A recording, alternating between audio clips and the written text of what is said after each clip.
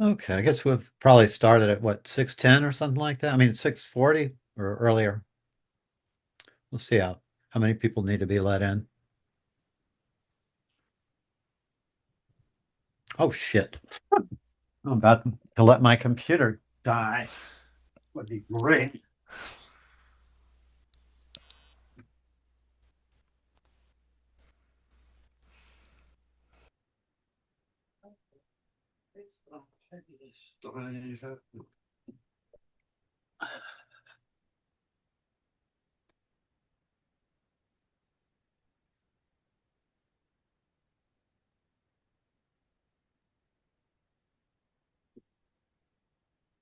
There we go.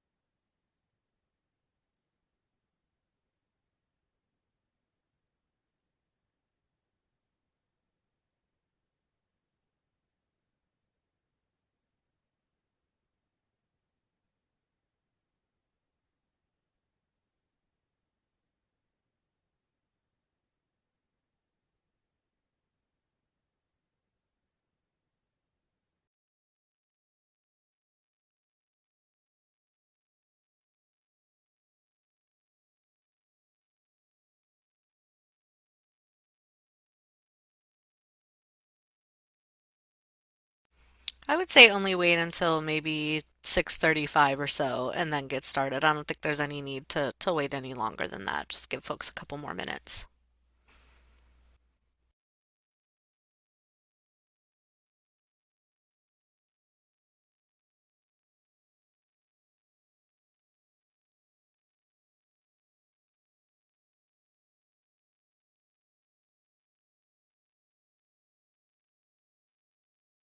Hi, Mick Snyder.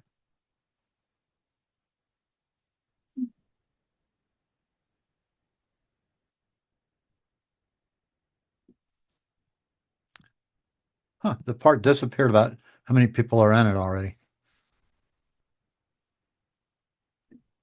We have 18 right now. There's just two Okay. people still, they're still coming in. Yeah, that's a good start.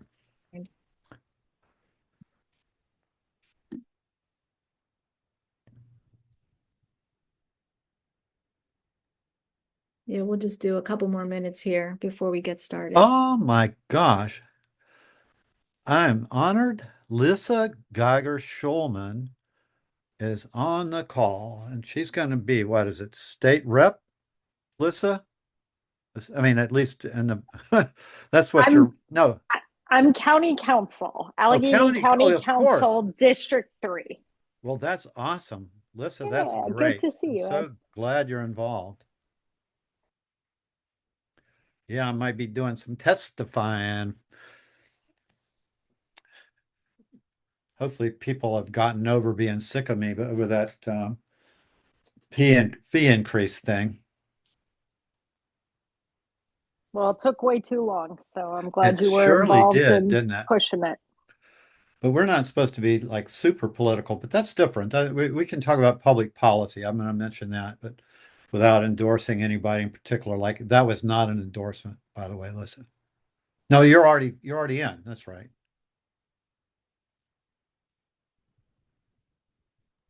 That's right. I'm just 2.5 weeks in, 3 weeks in, so but officially representing the county. Good. It's a big old county, isn't it? Yes, Lots it, of lots of land to be converted to native plant ecosystems and healthy food, right? that's the dream.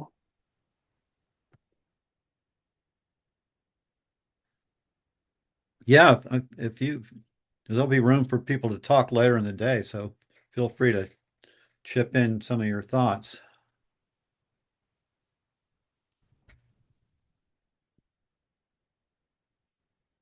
Okay, no one seems to be coming in the last minute, so why don't we go ahead and get started? Okay, yeah, sure. Okay, so um I'm Ed Wrenn, and we just formed a political action committee or whatever, not a public policy committee in our Wild Ones chapter. So please send us an email if you might be interested in that. And so tonight's meeting is about how any of us, including children, can improve municipal public policy in general, and of course, regarding more natural land care. And more natural land care means landscaping, stewardship of public lands, and it also includes more sustainable agriculture. And if anyone would like to know more about Wild Ones, especially if you're not a member yet, please go to our national and chapter websites, which I think Annette is going to be putting in the chat if she hasn't. And there is a national webinar with the great Robin Wall Kimmerer tomorrow night. She's the author of Braiding Sweetgrass. And don't feel like you have to take a bunch of notes because this meeting's being recorded. I'm going to write a follow-up blog for our website. And I've been invited to do a similar presentation for the Erie Drift Plains chapter in February. And we want to leave time to ask people about their own experiences with municipal governments at the end of the presentation and to answer questions as time allows. Wild Ones is a 501c nonprofit, which means that no one is to promote specific politicians or parties on its behalf, but we sure as heck can and should promote beneficial public policy. And what we mainly are doing is building constituencies for more natural land care and being role models. But we can take this to the next level by leveraging this into overall public policy transformation, of which there's lots of opportunity. And I want people to understand that what we're doing is not a niche type of thing. It is a major improvement in environmentalism and public health and community building. So have a big ego about it when you go into these spaces. Don't feel like you have to apologize for talking about native plants. And I think that it's okay to tell you about a specific opportunity for adult citizens that you would need to start very soon. Every precinct or district in the state of Pennsylvania has an election for both Democratic and Republican county committee members. And that provides enormous ability to interact with politicians and other political junkies. So if you have trouble figuring out how to do that, let me know. You have to get only like 10 signatures and to be put on the ballot. And more general advice, this stuff is easier to do than people might think. Politicians, with some exceptions, want the public to interact with them so that they can show people how great they are and that people will elect them and help them to achieve their goals. So easy ways to interact with elected officials are they generally have public office hours. You can call their office. It's great to get to know people in their staff that might be working on things that you're working on. And a great thing to do if you're so motivated is to work on people's campaigns. You can pick someone that you think is consistent with what you want to do and help them out. And I get a big kick out of it. So it's very important to be aware of power mapping. And that means identifying who can help with or obstruct things that you want, because you don't want to be wasting time on people that can't do anything. And it's generally much better to have a specific ask for people than to be complaining about things without anything that you want anyone to do. So going forward, I ask that each of you in this participants commit to making at least one specific ask of policymakers and to do at least one thing to make it successful. And it could be as easy as joining forces with the Wild Ones or other organizations' proposal. We also have the Audubon Society, the Pennsylvania Native Plant Society, et cetera. And as I mentioned, you could join our chapter's public policy committee. And the second thing or third thing is it's very important to seek out a wide variety of people and organizations with missions and goals that intersect with yours in at least some ways, even if not in many others. An example is that Wild Ones has a formal partnership with the national organization Quiet Communities because gasoline-powered equipment makes lots of noise and it's bad for the environment. And noise affects plants, of course, animals and that sort of thing, and drives people crazy too. So others are hunters and anglers because they really want to preserve natural habitat. And I recommend checking out the Penn State Extension. I happen to be a master watershed steward, and Phipps Conservatory has great educational and certification programs. There's something called the Sustainable Land Care Accreditation Program for businesses and dedicated amateurs.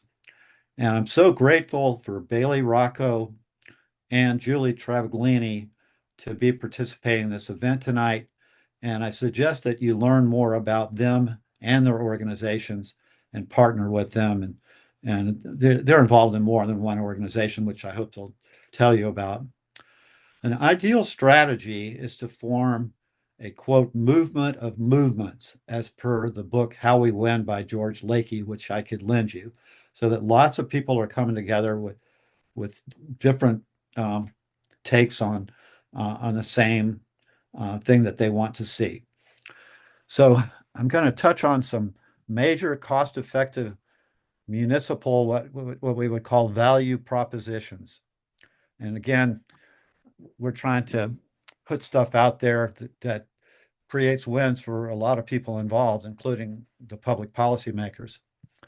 As the old saying does not go, a gram of prevention is worth a kilogram of cure, because I'm about the metric system. So deeply rooted trees and other plants, ideally native, can prevent landslides and lessen flooding. And you can just imagine how much money those cost and how much hassles, to say the least, that they cause, including possibility of death. And trees and other vegetation lessen heat island effects, and that's because of shading for one thing, but also trees breathe like us, except the opposite of what we do, and that creates a lot of cooling effects and also windbreaks. So leaving plant materials, including leaves, can avoid the expense and harm of municipalities having to pick them up and landfill them where they off-gas methane. And also, to me, it's so counterproductive to pick up leaves instead of letting them form better soil, and then in the spring, bringing in compost and mulch when you just have it there already. More natural land care, public spaces, beautiful gardens can foster public pride and community engagement, as well as improving quality of life and health outcomes. And there's programs like Tree City and Bird City and that sort of thing. So I'm going to stop there to leave plenty of room for discussion later. And Bailey, take it away, unless you decided Julie was going to go first. Okie dokie. Let me share my screen and we should be good to go.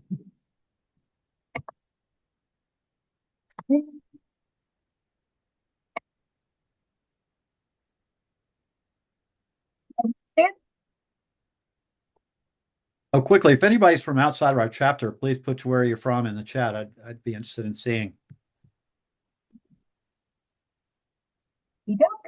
Hi, everyone. Thank you so much for being here. My name is Bailey Rocco, and I am the Sustainability Coordinator at the Pennsylvania Municipal League, and there I help lead the Sustainable Pennsylvania program. Today, I really wanted to talk to you guys about how we can all come together And by we, I mean municipalities, residents, nonprofits, and community partners to make more space for nature and remove outdated barriers and empower people of all ages to take part in restoring habitat where we live. But first, I want you all to think about something. How many times have you had a great idea to improve your community, but you weren't sure who to talk to, how to move forward, or how to make sure it lasts? That gap between community Bailey, ideas. we can hardly hear you. The Oh, audio is how really did coming through. Yeah, it's coming through really foggy. this how does that sound? Does that sound any better? Sounds better. Thank you. Little. Yeah. Thank you for telling me. I'll start in. Okay. It's back to it's back to not great I again. wonder, I wonder, son of a biscuit. Do I need to stand? Do I need to be this close? Do you guys hear me better now? I think you do Yeah, that Oh close. no. Sorry. Okay. Okay. Give me a second. that's better. Okay. Does it still sound okay? Yeah. Oh, well, okay. If you can hear me, would you like me to go while you play around with it? Yeah, I was wondering about that. Is that Julie? Yes. Yeah, that Yeah, made me that go. you sound loud and clear. So, Okay. so Does maybe that work for Chris you, can Bailey? help Do you her. want to try Yeah, to? fine. Okay. Thanks, Julie. No problem. I'm always ready to talk. Oh, such a gabber. All right. Awesome. Thank you guys. Thank you for having me, wild ones. But my name is Julie Travaglini, and I'm the Senior Director of Education and Curriculum for Allegheny Land Trust. And I just realized that it says Land Trust. That's funny. Um, I did this today. But I'm also the current president of the Pennsylvania Association of Environmental Educators, and I'm part of the Mushroom Club and Master Gardeners. So lots of different organizations. I feel like I'm perpetually wearing at least 3 to 4 hats at any one given meeting. The hats just rotate and change. So today, those are the two main hats I'm wearing. But if you don't know who Allegheny Land Trust is, that is totally okay. I'm going to give you the spiel.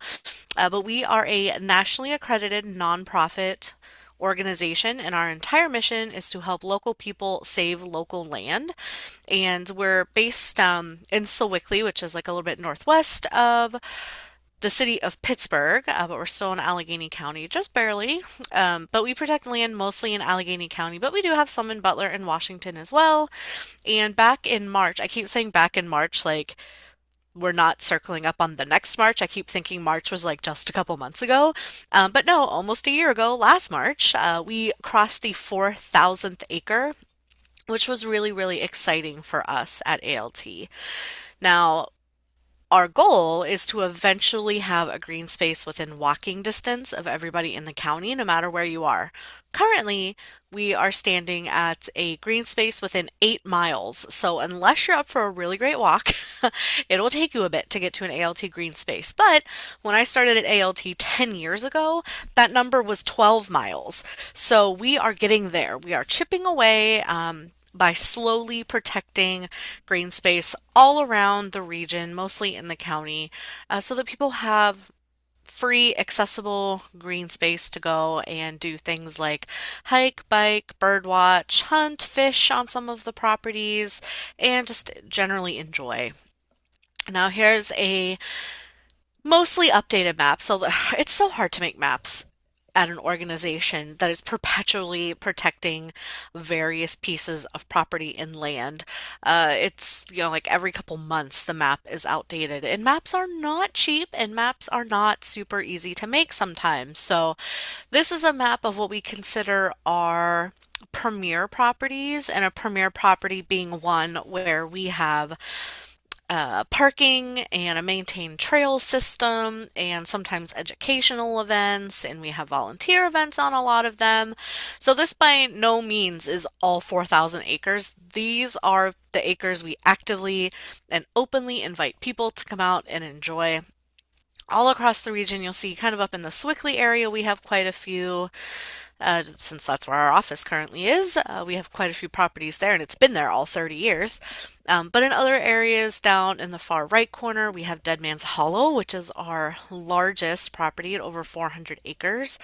And we also have all the way kind of that top right leaf. That is our Barking Slopes property, which is a really great little hidden gem that has lots of terrific spring wildflowers. That one is so great. It's actually a designated wildflower reserve with DEP or DCNR. I can never remember which one, but it's pretty cool. In the springtime, it's stunning.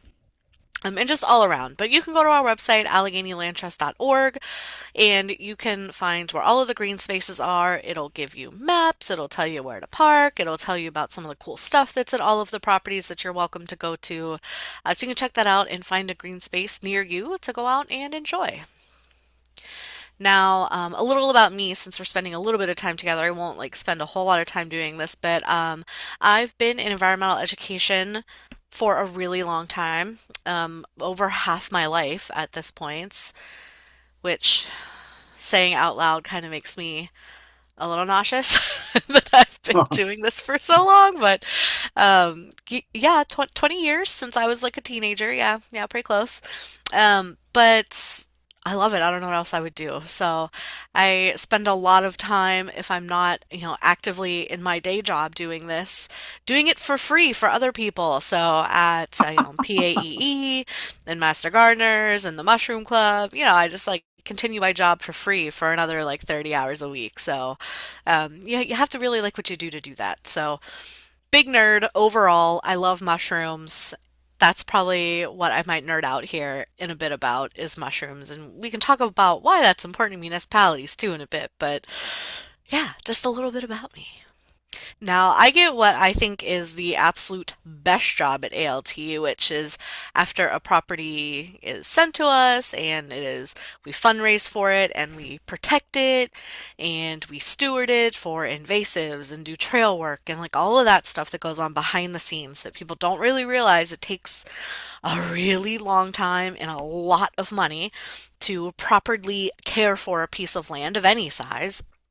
But I get the fun job of taking people out and about on those properties and really traveling around the region and telling people why the flora and fauna we have here in southwestern PA is just so incredible. We're a team of two in ALT's education department. So if you come to an ALT education event, you're going to have me or you're going to have my coworker Sarah. And between us, last year we saw 9,036 people at 221 events.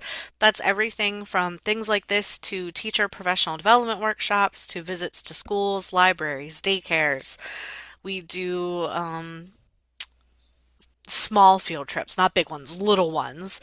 But we come in and our guests at summer camps. We do webinars, once a month free webinars on a wide range of topics, community programs, hikes on our properties, once a month mushroom walks, starlight strolls, owl prowls, you name it, and we've probably had a program on it at some point in our 10 years.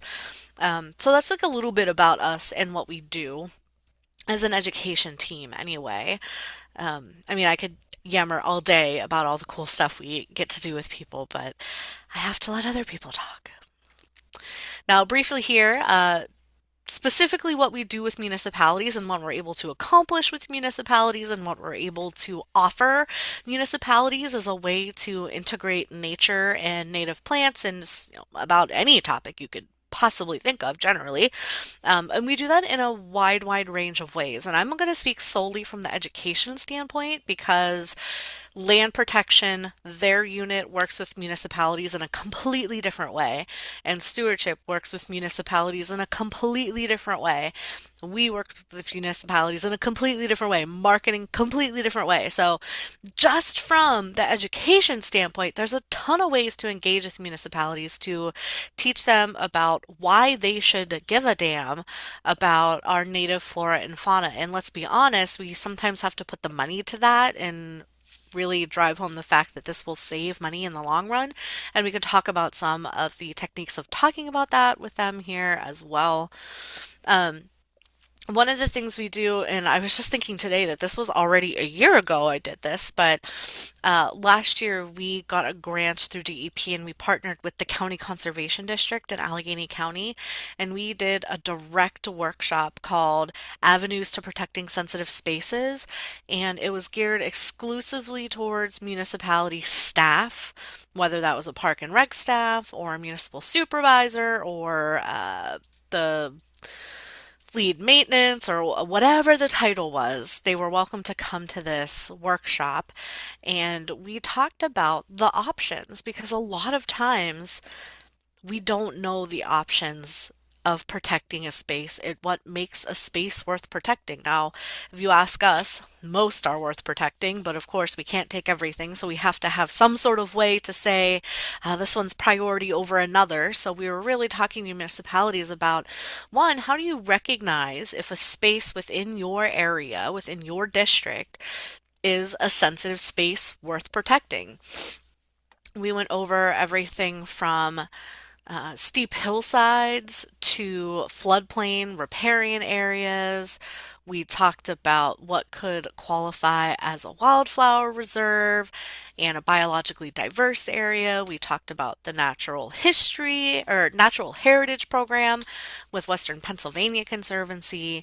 And we really just walked through. It was an entire presentation in and of itself of all those different things you can do, pursue, funding that you could go towards protecting those spaces and why you should do that. Because we all know, especially, I mean, I guess I shouldn't say we all know. If you live in Pittsburgh, you understand that flooding is a real risk and landslides are a real risk and they cause billions of dollars of damage.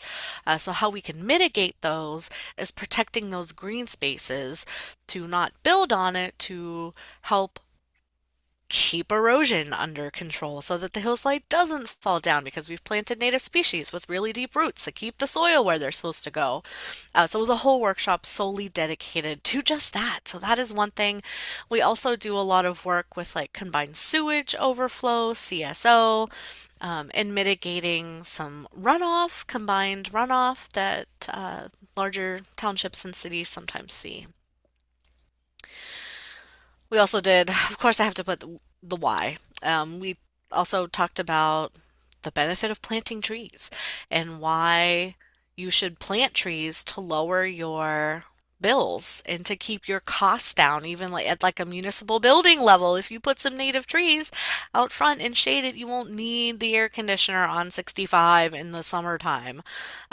So lots and lots of different reasons. And yeah, we think it should be just because of the sheer ecological value, but we know we have to put the economic piece in there too. We also partner a lot with municipalities on grants for restoration and stewardship projects because we can't just go and say, like, you should do this. Look at all these things you should do. But we should also be willing to help them with that. So when we can, we apply for grants where either one of us receives the money and gives some to the other or vice versa. Goes either way. There's local share grants where it has to go to a municipality, and then there's other state grants that it has to come to us, and then we can share with the municipality.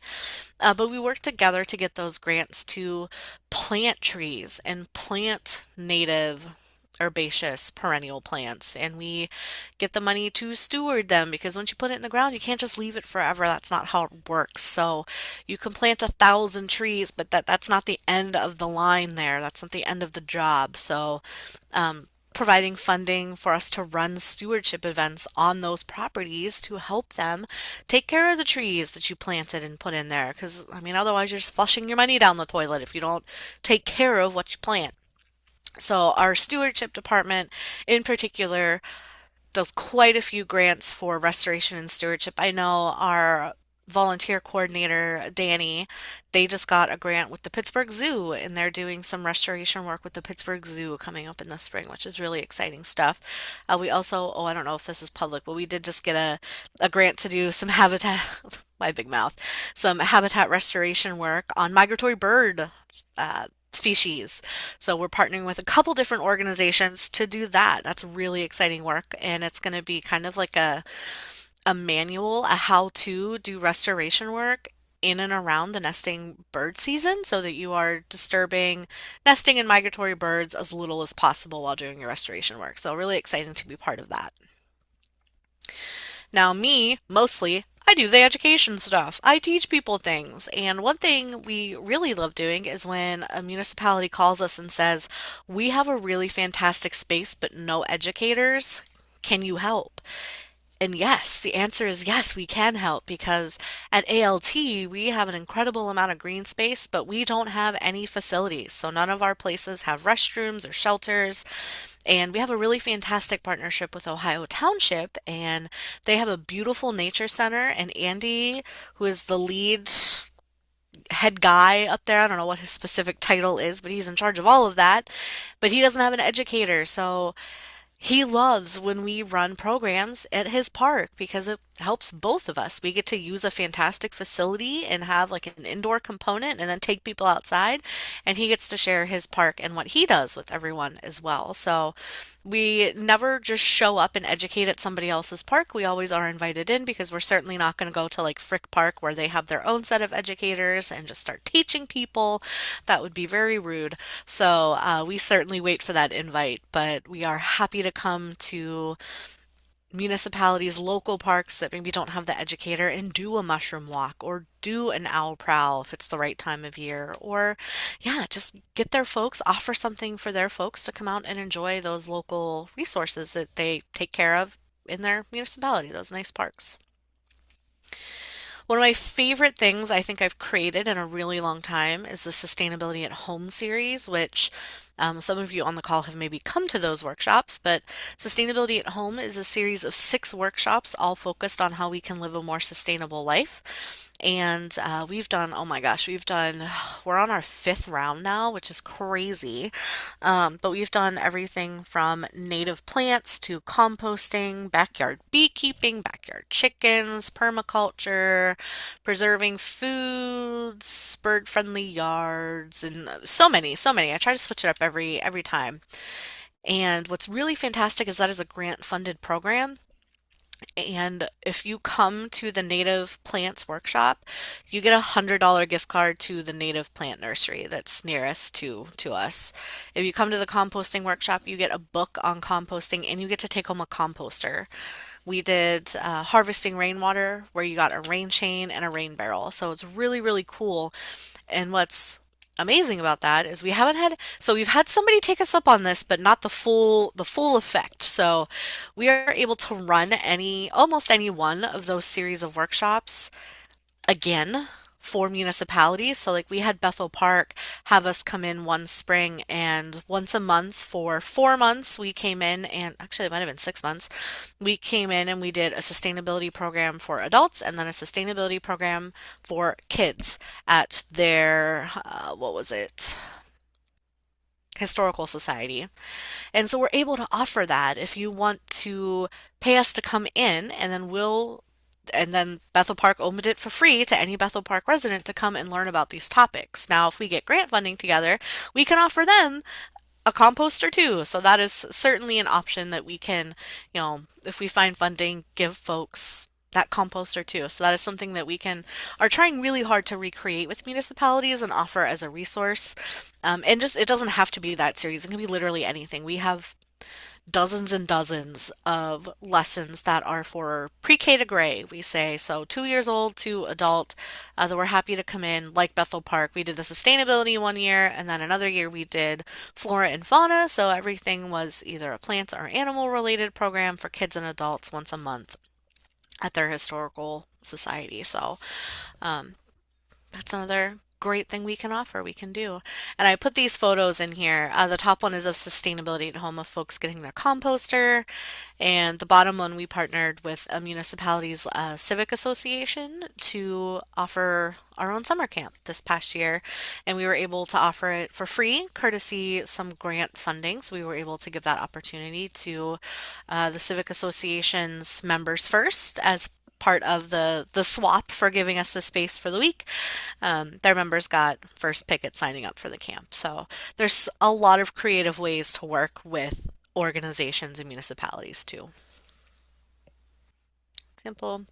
We can also provide some consulting. So I know educationally, I've had libraries or schools or centers say to me, I want to make this a rain garden, or I want to put, some bird-friendly plants in. What can I do?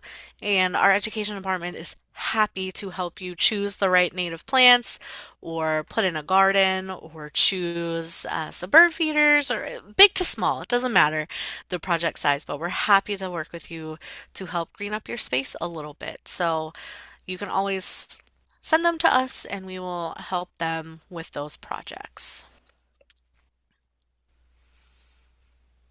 And I'll put my contact info, and with that, I will be quiet now and turn it over to others.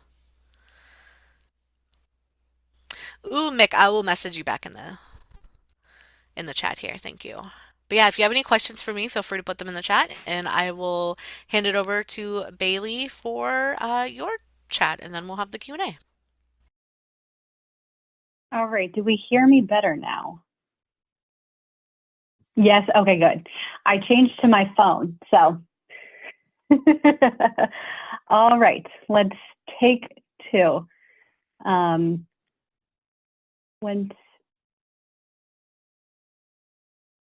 Julie is good to stop sharing. Sorry, I was typing and I can't do two No, things you're at good. once. You're good. All right. Now let's take two. Hello. Hi, everyone. Thank you so much for being here. My name is Bailey Rocco, and I am the Sustainability Coordinator at the Pennsylvania Municipal League.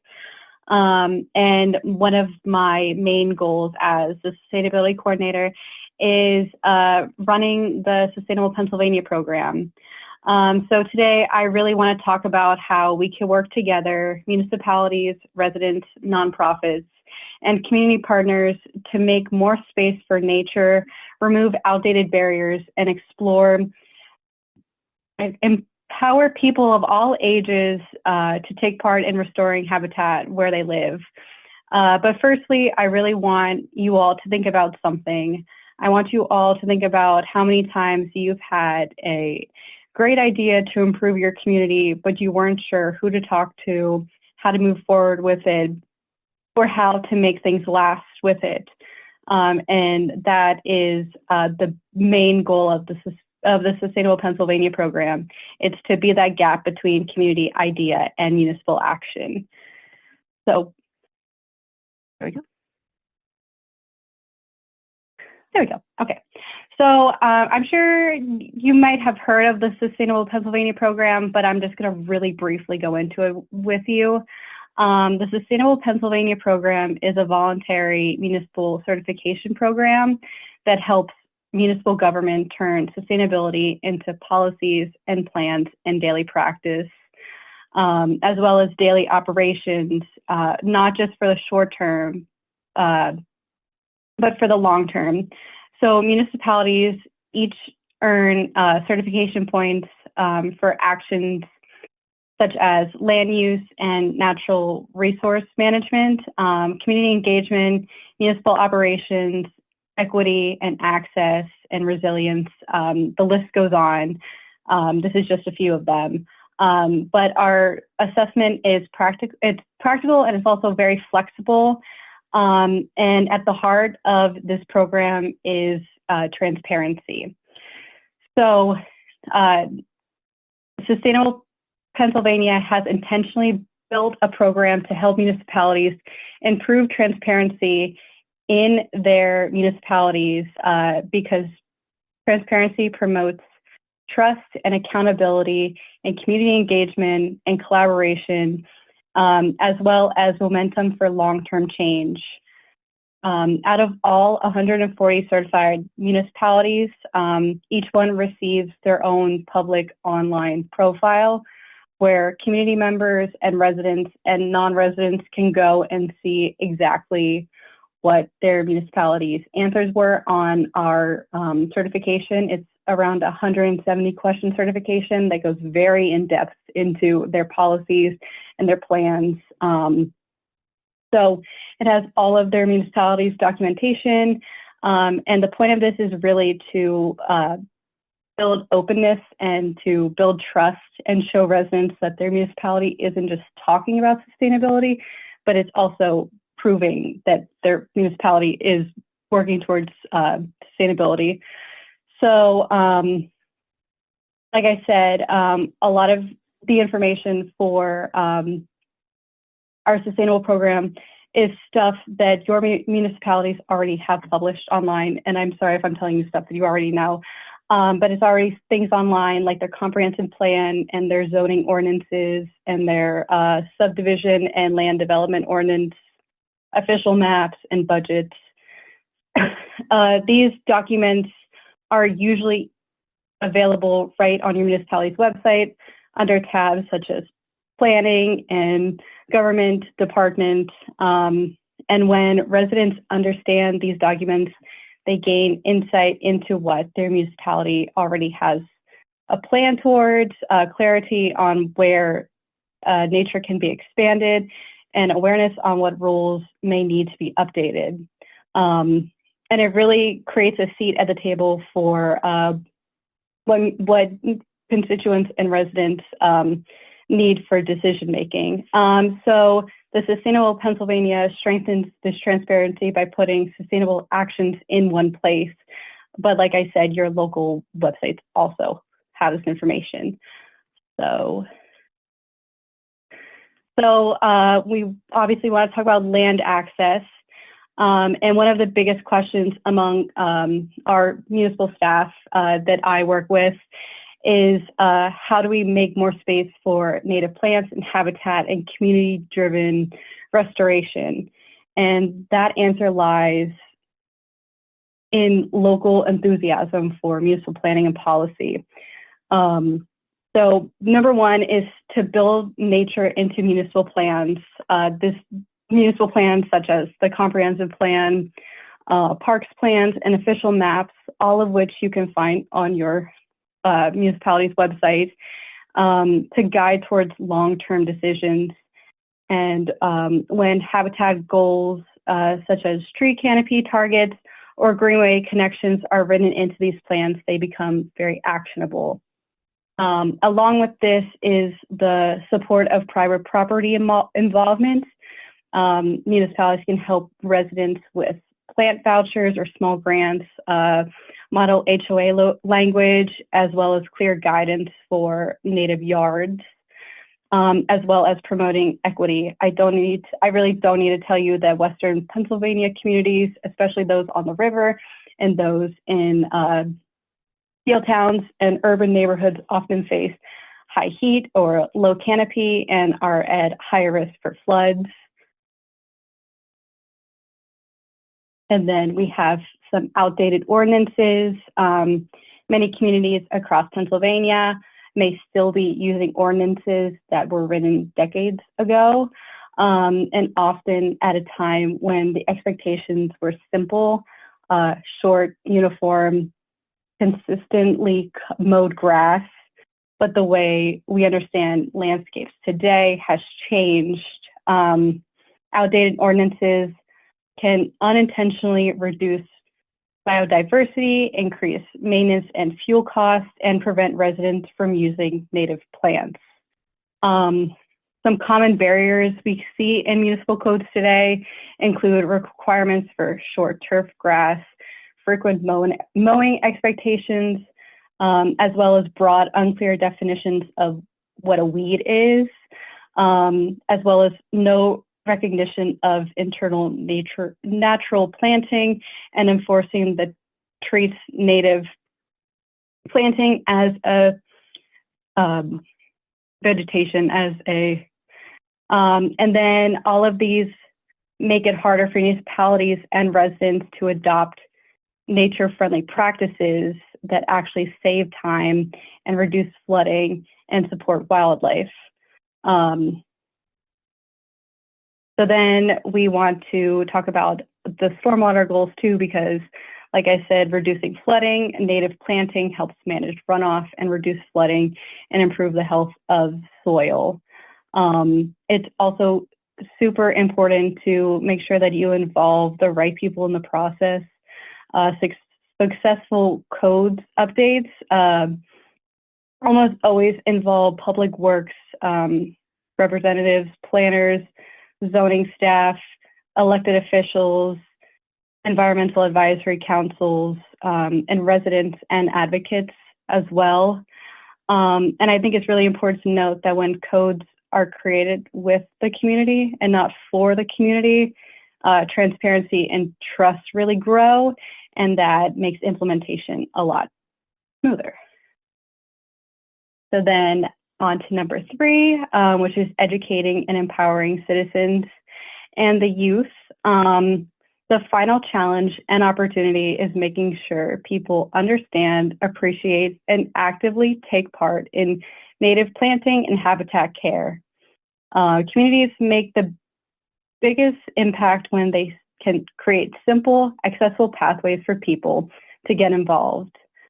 So number 1 is to build an engagement ladder. Communities are much more successful when they offer multiple entry-level points from casual curiosity to hands-on leadership. So I have it laid out as as see it, learn it, try it, and lead it. So seeing it is to place visible demonstrations sites at places. These places are like parks and libraries, because seeing native landscapes thriving in familiar places helps residents to understand what's possible in their own neighborhoods. And then we have Learn It, which is offering learning opportunities for people. This includes guided walking tours and tabling at community events, and these short, simple experiences really build confidence among constituents and residents. And then we have Try It, which gives residents a chance to participate in low commitment activities. This can include community planting days or habitat cleanup, so like cleaning up a highway or just your area. And then we have Lead It, which is when a resident is ready to provide leadership roles. These roles create ownership and pride and ongoing care, and they build the next generation of environmental stewardish. And then we have to think about providing simple tools and support. People are far more likely to participate when resources are easy to understand and easy to access. So communities can offer clean native plant lists, seasonal maintenance guides, so like what to expect in the spring, tools and seed libraries, as well as simple model garden designs for small or shaded yards. These resources really get rid of any intimidation and make participation feel doable. And then we have strengthen transparency through communication. Sharing progress publicly really helps residents understand the why behind ecological work and encourages them to engage. So this can be through before and after pictures, seasonal updates, maps or restoration areas, stories from volunteers and younger people, as well as, of course, data on stormwater reduction, canopy growth, and wildlife sightings. And then I just wanted to give a shout out to the importance of environmental advisory committees. This is one of the strongest tools that I've seen working with municipalities for sustaining community involvement. EACs really give residents a formal seat at the table, and it provides them with a pride knowing that they work towards goals that they were able to achieve. So instead of relying on one-off advocacy or individual champions, EACs create a consistent and structured pathway for community voices to really shape local government. So something I would really recommend if your municipality has an EAC to join it and to support it. And if they don't, I would encourage talking to your municipal officials about maybe starting one or working towards one. And then we have how to work effectively towards your local government. Creating change in your local government doesn't have to be complicated, but it does require an understanding of how local government works, and how community is effectively, and communication can effectively work with the people making decisions. So translating your ideas into municipal language is really important. Municipal staff think in terms of budgets and maintenance and liability and feasibility. So instead of saying we want more natural landscape, try reframing your idea as this will help you lower maintenance cost, or this will reduce mowing costs, or this will ultimately save you in the long run. Because when you connect your idea to operations, staffing needs, or risk reduction, it becomes much easier for municipal leaders to act. As well as leading with co-benefits. The sustainability projects aren't just good for wildlife, they support public health and safety and quality of life, especially in neighborhoods that are faced with environmental harms.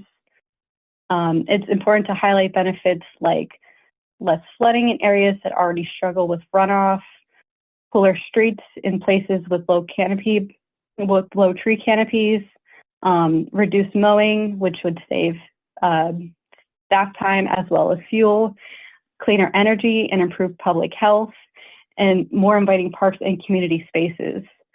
So when residents frame sustainability as a solution to a real community problem, it's far more compelling to decision makers. It's also important to build relationships with the carry-outers. While elected officials set the direction, it's often the staff who actually makes the day-to-day decisions that shape your community. So it's really important to create allies with the public works people, the planners, zoning and code staff, as well as stormwater managers, because these are the people who, they're the ones who maintain the land, they're the ones who write the RFPs, they're the ones who apply for the grants and interpret ordinances and implement new practices. Then, sorry to plug Sustainable Pennsylvania again, but using the Sustainable Pennsylvania program as a leverage as well. So instead of telling your municipality to get certified, frame your idea as something that's already helping them move towards the certification. So, for example, this project aligns with sustainable actions and could help our community earn points towards silver or gold, which would also strengthen our applications for future grants. So it's best to use the certification as a tool and a motivator for municipal staff and appointed staff, as well as it's a validation of good work and really a way to attract outside funding.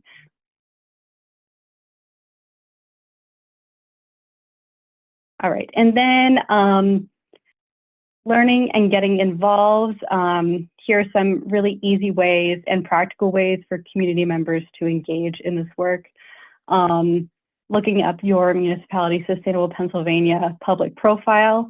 Like I said, there are 140 communities that each have their own profile on the Sustainable Pennsylvania website. If your community is not on the Sustainable Pennsylvania website, then they have not completed the certification. But through that, you'll be able to see all the sustainable actions that they take in, all answers and documentations that they have made towards their application, as well as their current progress. And then we also have exploring your municipality's comprehensive plans and zoning plans and other local documentation. Like I said before, most municipalities have these on their website, and they're here to help you understand the long-term goals, the land use priorities, what rules may need to be updated, and as well as knowing what's already existing that gives your advocacy more power. I also encourage you to go to local workshops and community meetings to really get yourself out there. You don't need to be an expert, but you just need to be curious and willing to engage. And then again, connect your ideas to the Sustainable Pennsylvania action items. And then we'll leave you with this. I want to circle back around to what's truly unique about the Sustainable Pennsylvania program is the transparency by making municipal sustainability work visible and understanding through public documentation, publishing action, and community profiles. Municipalities demonstrate accountability and build trust. And when people trust their local government, things become easier, such as collaboration and funding and volunteerism and long-term commitment, as well as cross-generational engagement. Sustainable Pennsylvania doesn't just recognize municipalities for the work they've done. It connects residents directly to that work and helps everyone move forward together. With more nature on the ground and updated codes to support it, and engage residents and youth who feel empowered to help, we can build healthier, more resilient, and more connected communities. And then I have my email address, and then I have a QR code that will scan to the Sustainable Pennsylvania website, but I think Annette also put it in the chat. Okay, that's fantastic, both Bailey and Julie. A couple of quick comments. Yeah, Bailey's right. Like, if you're in public works, you're wondering, oh no, we're not mowing grass now, we're not doing all this stuff. How am I going to stay employed? Well, there's like lots of things that it's uncomfortable for change, but just imagine all the work involved in creating a different model for land care. And we didn't really talk about school boards. School boards are part-time volunteers. They have tremendous power. I think the budget of Pittsburgh Public Schools is about the same as the entire city of Pittsburgh. So we didn't really talk about educating children. So please advocate in your school systems for more nature-based education, field trips, school gardens, because it's very relatable for most subjects, and kids need to burn off energy. I put a couple of things in the chat. It's great if you can make policymakers work easier, like lobbyists do. Like, here's the regulations on fracking or whatever. But there's sample ordinances. Wild Ones has one. The Pennsylvania Native Plant Society has one.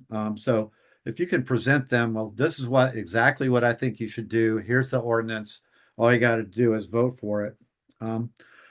And spending money on citizen education is like the best payoff for money ever. Like, it takes so little to say, well, this is what you might be able to do to add more, nature to your garden. These are the harms of pesticides.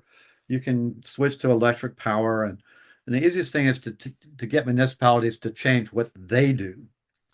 And that's about it. This was great. So I would like to, I think there was a question, levels of government. While there's municipal, there's also county, which segs me to asking Lissa to talk about, how can we help her? What does she think of all this? There's state, and I guess we can almost forget federal, but we cannot forget red versus blue. Without getting into parties, there was a party that led in environmentalism, and now it seems like it's their whole stance to be totally against it. So that doesn't have to be. And especially when things that we might do benefit, these more conservative communities. Okay, well, Alyssa, would you like to, talk to us about this, see what you think? Are you still on? I'm on. Yeah. What is the question? How you can be helpful with state and federal No, no, advocacy? no, no. Did I With hear? with Oh, with the with municipalities and municipal. say one's county Uh, and just some quick thoughts about that. Like meet I your mean, Allegheny County Council members and show up to meetings. Anyway, yes, any other those thoughts? things for sure. Those are great. No, I feel like I learned a lot just listening to the presenters and thinking about more ways to get people together and have them um, advancing these issues at a variety of levels. Municipal, I'm thinking townships and boroughs, and all the way up through the county. I would say being 3 weeks in, I'm still a little fresh Woo! in terms of how to. I don't have committee assignments yet. We haven't.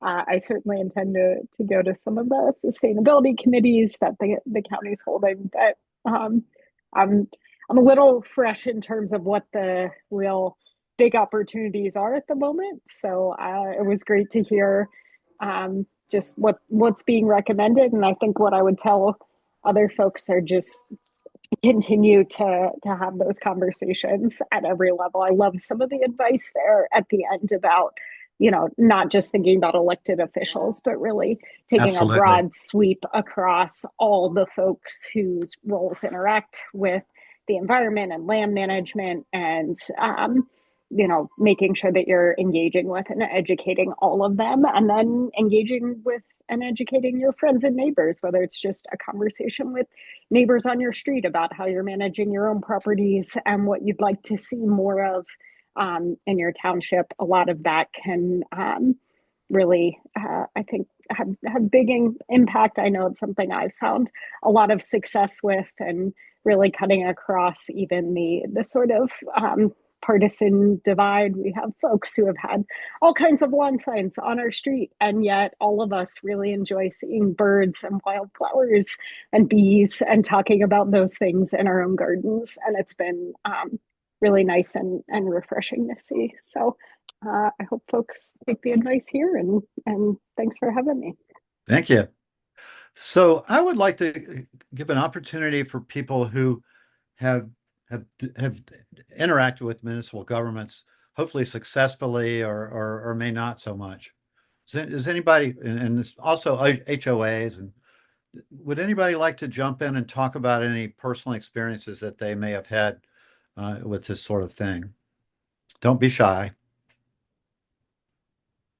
Hi, Ed. This is Melinda Gwynn Oh, in Barnstable Linda. Borough.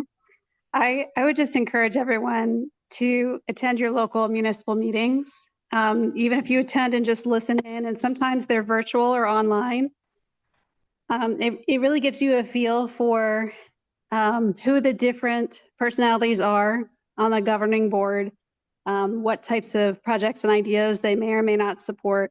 And then you can directly network with them. If you arrive a little early or you arrive a little late, shake hands, introduce yourself, let them know, that you're involved with Wild Ones or you're involved with a variety of different organizations and what you're passionate about, and see if they can help you network to the right person to kind of get your ideas launched, and be persistent. So I joined my local park commission and I had to apply 4 times, and I had to win a governor's award for a multi sector project. It was planting trees with students in our local park in conjunction with Audubon and our local school district. And it was an amazing project.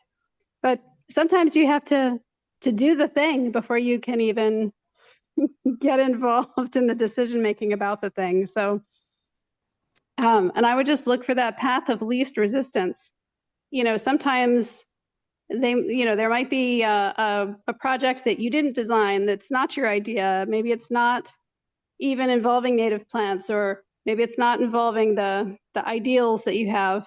But if you show up and you volunteer and you meet people, those relationships will build over time, and then you might be able to influence the direction of future projects. So start small, don't be shy, be persistent, and and collaborate, look for those paths of least resistance. So if you've got an idea and somebody's not having it, that's fine. Keep checking around to see who you might actually be able to collaborate with. Great. Anyone else want to comment on things that they've been involved in, and of course, to ask any other questions? Well, I want to say that you'd think politicians have all the friends in the world, but politicians can be lonely, and they may need friends that aren't, as maybe transactional as the political system. But one thing I'd like to say is politicians are getting, ask, do this, why don't you do that? I can't believe you did that sort of thing. So it's better to change the dynamic sometimes and say, well, what are you interested in? And, how can we help you to achieve some of your policy goals? Because often they will line up with yours. Like one of our city council members in Pittsburgh worked for Penn Environment for 10 years. So she came into it from that background. So I know politicians get a bad name these days. And personally, I can say that it's sometimes deserved, but mostly it's not. I think some of our elected officials and staffs are wonderful people. So if you just kind of talk to them like, why did you get into office? What are you hoping to accomplish? And you'll probably hear stuff like, well, I'd love to have Pittsburgh's and Allegheny County's air pollution improved. I'd love to see more green spaces. Um, so, get to know what they're interested in, not just tell them what you're interested in. What do you think, Lisa? Is that good advice? I think Bravo. that's amazing advice. Bravo. Thank you. And the other thing is grants. I mean, municipalities can give out grants. And I just want to give a shout out to Rhea Homa, who's, I don't think, on the call, but she has this organization that she's led called NUGS, which is Native Urban Garden Stewards. And it's a program to help people that are low income to put in and maintain native plant gardens. So at least for politicians in our area, social justice is a big driver. And there are lots of things that we can do that promote social justice, some of which we've already mentioned, because poor communities they get the brunt of environmental problems, like they're in low-lying areas, they're in flood-prone areas, this and that. So it's a good idea to promote this as a social justice issue. But if you're going to do that, you need to ask people in those communities to lead in what they do. There's a saying which is nothing about us without us. So it's really good to really get in there and let them lead and let them tell you what they think are the best solutions and what benefits them the most. We don't have to go until 8 o'clock. Does anybody else have any other questions or comments? I did have my hand up. Oh, I'm sorry, I didn't see it. Hey, Freda from Erie, Pennsylvania. Yeah. Freda. I don't know if I can share it, but a number of years, so the city of Erie did change the definition of a weed. And just to make it, I mean, I just wondered if I can paste a picture. I could paste it in the chat, maybe. You should be able to share your screen, Freda. Okay, then I have to reopen it again. So I'll get to it. But the city of Erie did change their definition of weeds. It was, just anything over 6 inches. Grass couldn't be over 6 inches, and it had to be a landscape plant. And the husband of our prior county executive, who was a landscaper, did have a little mini meadow in the city, and he was forced to mow it down. But since that definition was changed, since the definition was available, he would not have had to do that. So that's a good thing. Working with the water authority, a couple of us identified we looked at all their properties that were, larger properties. And I found one that had like a great big football field size piece of property in the city and not in a fancy neighborhood. And with the help of Greg Kazierski from Ernst Oh, yeah. Conservation, we've established a mini meadow. But what I'm kind of curious about is the International Property Maintenance Code. So a lot of jurisdictions just adopt it as it is, and the the definition of weeds and the things that make it hard to grow native plants in a jurisdiction are inside of the International Property Maintenance Code. And I've asked a number of times whether Wild Ones or any organizations are, because that's a high level thing, to get, rather than having each jurisdiction change the definition of weeds, it would be much better to do it at the level of the International Property Maintenance Code. And I wondered if organizationally anybody's looked at that. I'll tell you what, that is such a great point, Fred. And I have to commend you for all of the interaction with government that I know that you have done. So thank you. Yeah, everybody should look at that thing. It's only 2 paragraphs. It's an afterthought to all the other building code stuff. And I think a solution is to just say, you know what, this is not appropriate. Here's the model code that you can use, either from Wild Ones, Pennsylvania Native Plant Society, etc. So if you kind of give them, hey, just adopt this. But that's absolutely true. That is an awful, awful thing, that International Property Management Code. And Bailey, you may want to comment on that. But the other thing I want to comment on Maria Baddick, um, comment about, do ancient trees have any rights if someone wants to develop or cut them down? I don't know. They should. It's, individual versus community rights. I don't think anybody should have the right to willy-nilly cut down a tree that's twice or 6 times as old as they are. So I think that's something to really look into, because it makes me cry to see somebody just cut down some tree that's healthy and not threatening anything. Okay, anyone Hey, else? Ed, I'll jump in here. Yeah, Doug. Okay.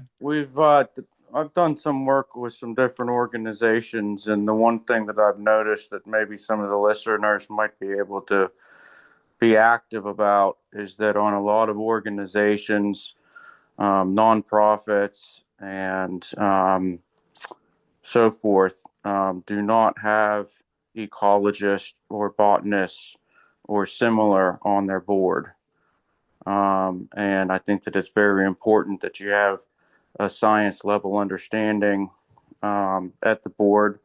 Ideally, you would have land managers there, but a lot of times we don't have land managers available. But that's something to advocate for, and if you're part of an organization, to take a look at the board structure, also staff structure as well. But definitely at the board is a good place to start. Thank you. And I'll add foresters. That's super important. And I'll also add that municipalities have control over things that they contract out. So they should really look at these contracts and make sure they're consistent with their overall sustainability goals. Anyone else? We have Cassie has her hand up. Yeah, I'd just like to support what Freda's saying. We tried to do like a wildflower meadow down in Braddock. Oh, cool. And Really? we had permission from the county, but then the county continues to mow it.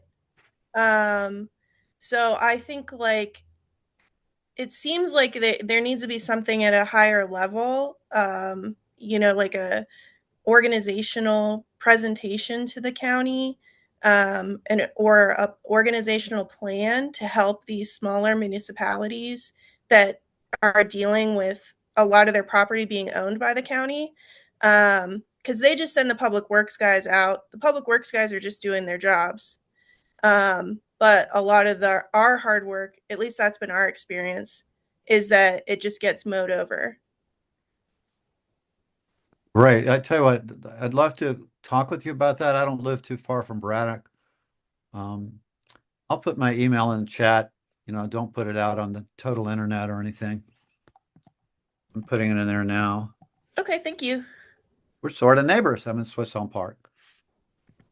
And the URA is a huge thing too. They control lots of land. And there's a lot of empty lots. That's the whole big thing in public policy. What are we going to do with these empty lots other than mow them? Okay, that's fabulous. Anybody else? All right, well, we can make a big difference, folks. Let's join forces. It's fun. I had a huge kick out of engaging with public policy. And it's again, if this meeting is overwhelming to anyone, just it's not hard. Just figure out who your elected officials are, meet them, find allies. Shall we end on this note? Oh, I'm asking you to think of one thing you'd like to see and do one thing to make it happen. Is that fair enough? All right. Well, if you check our website out, I'll put a blog in there about it, and tell all your friends about Wild Ones, please. And also the Pennsylvania Native Plant Society. There's a movement to get a chapter over here, and these organizations are complementary, and the Pennsylvania Native Plant Society does do some public advocacy. Okay, let's go to bed 14 minutes early or do whatever we like. Thanks so much, everybody.